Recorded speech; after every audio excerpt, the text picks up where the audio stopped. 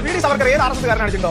V D സവർക്കറിനെ നിങ്ങൾ R S കാരെല്ലാവരും ചേർന്ന് ഈ സ്വാതന്ത്ര്യ സമരത്തെ ഒറ്റിക്കൊടുത്ത് പതിറ്റാണ്ടുകളായി നിങ്ങൾ കള്ളം പറയില്ലേ? ഒരാളുടെ പേര് പറയാൻ പറ്റുമോ? ഒരൊറ്റയാളുടെ പേര്, ആർ എസ് കാരനായിട്ടുള്ള ഈ സ്വാതന്ത്ര്യ സമരത്തെ ഒറ്റിക്കൊടുത്ത ഒരൊറ്റയാളുടെ പേര് പറയാനുള്ള തന്റെ ചിന്തയെ പോലുള്ള ഏതെങ്കിലും ഒരു കോൺഗ്രസ് നേതാവ് കിട്ടോ? നിങ്ങൾക്ക് പറയാൻ സാധിക്കില്ല. കാരണം അന്ന് ഇന്ത്യൻ നാഷണൽ കോൺഗ്രസ് എന്ന് പറയുന്ന ഒരു പൊളിറ്റിക്കൽ പാർട്ടിയല്ല. ഇന്ത്യൻ നാഷണൽ കോൺഗ്രസ് എന്ന് പറയുന്നത് ഇന്ത്യൻ സ്വാതന്ത്ര്യ സമരത്തിന് വേണ്ടി രൂപീകൃതമായിട്ടുള്ള ഒരു സംഘടനയായി. ആ സംഘടനയ്ക്കകത്ത് ആർ എസ് എസ് ആശയം പേർന്നവരുണ്ടായിരുന്നു, സുഭാഷ് ചന്ദ്ര ബോസിനെ പോലെയുള്ള വളരെ തീവ്രമായിട്ടുള്ള ആശയം പേർന്നവരുണ്ടായിരുന്നു.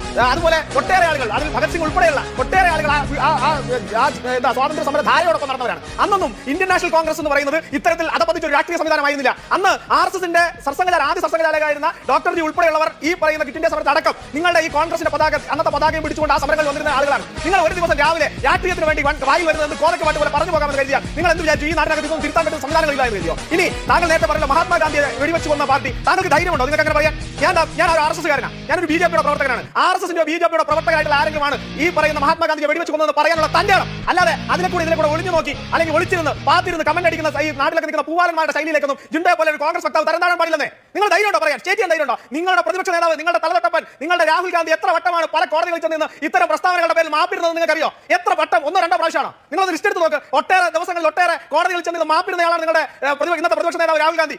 പ്രചരണങ്ങൾ ഇങ്ങനെ നടത്തിക്കൊണ്ട് ആ അസത്യ പ്രചരണങ്ങളുടെ കാപട്യത്തിനകത്ത് ഇനി അദ്ദേഹം പറയാണ് ഞാൻ പറഞ്ഞത് ശരി, ഞാൻ പറഞ്ഞത് ഇന്ത്യൻ യൂണിയൻ മുസ്ലിം ലീഗ് എന്ന് പറഞ്ഞത് തെറ്റായി പോയെങ്കിൽ ഞാനത് പിൻവലിക്കാം. Subject to correction.